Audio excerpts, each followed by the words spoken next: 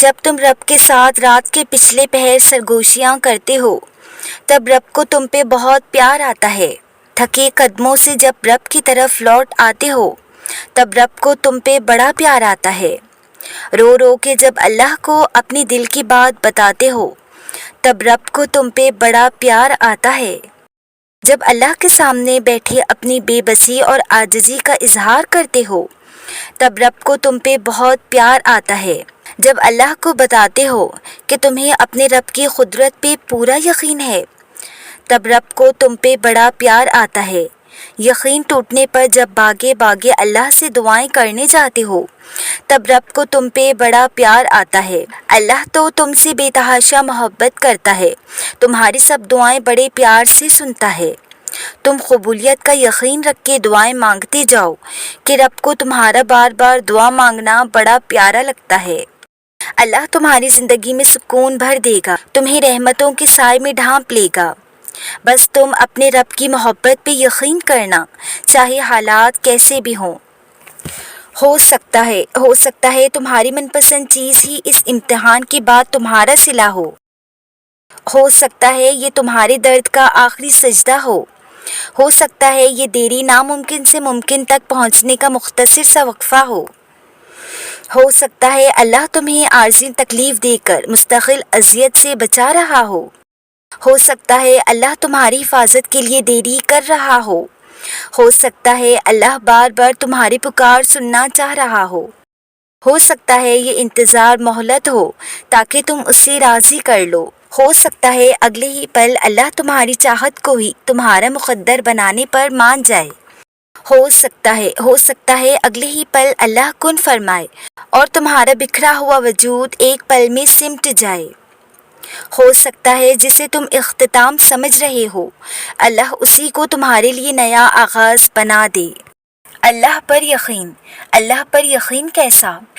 ایمان جب دل میں اتر جائے تو کون نہیں جانتا کہ جو بات دل میں اتر جائے وہ عمل پر ضرور اثر انداز ہوتی ہے۔ دل میں یقین ہو عمل اس کے مطابق ہوگا۔ آپ کو معلوم ہے کہ آگ جلاتی ہے، کیا آپ اس میں ہاتھ ڈالیں گے؟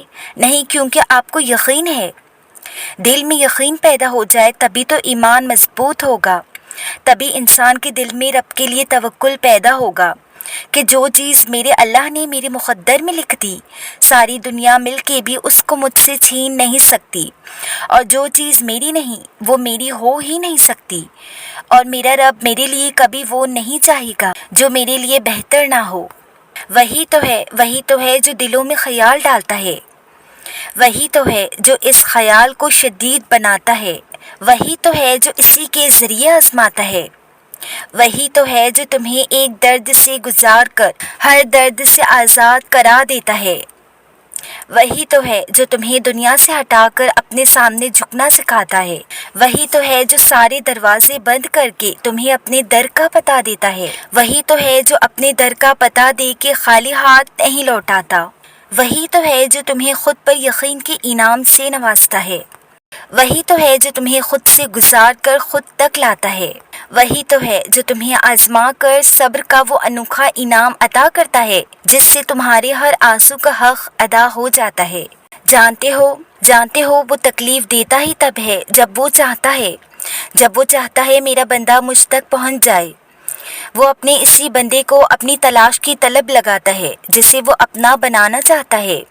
یہ تڑپ جب دل میں اترتی ہے تب بندے کا دل رات کے آخری پہر اپنے اللہ کو ڈھونڈنے لگتا ہے، ساری بے بسی اس کے سامنے رکھ دی جاتی ہے، بڑے لاڈ سے اسے منایا جاتا ہے، آنسو بہائے جاتے ہیں، پھر یہ تڑپتا ہوا انسان سجدے میں گر جاتا ہے، عشق کی ساری حدیں ٹوٹ جاتی ہیں، پھر صبر آ جاتا ہے اور روح میں اللہ سما جاتا ہے اور سمجھ آ جاتا ہے کہ یہ تکلیف تو بس اس سے ملنے کا ذریعہ تھا۔ ایک وقت آئے گا جب تم اپنی زندگی میں آنے والے سب غم بھلا دو گے، تمہاری زندگی کے سارے غم خوشیوں میں بدل جائیں گے، تم تکلیف کو اور تکلیف دینے والوں کے نام تک بھول جاؤ گے، پر تمہارا رب نہیں بھولے گا ہر اس تکلیف کو جو تم نے اس کے سامنے سجدوں میں آنسو بہائے، تمہارا رب نہیں بھولے گا یہاں تک کہ ان کو جنہوں نے اپنے لفظوں اور لہجوں سے تمہیں تکلیف پہنچائی۔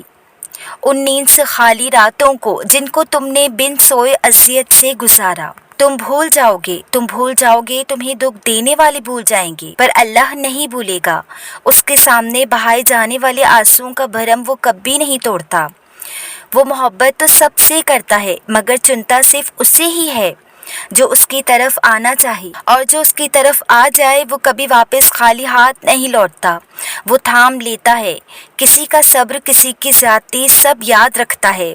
وہ کسی کا اجر کبھی ضائع نہیں کرتا۔ وہ بدترین سے گزار کر بہترین عطا کرتا ہے۔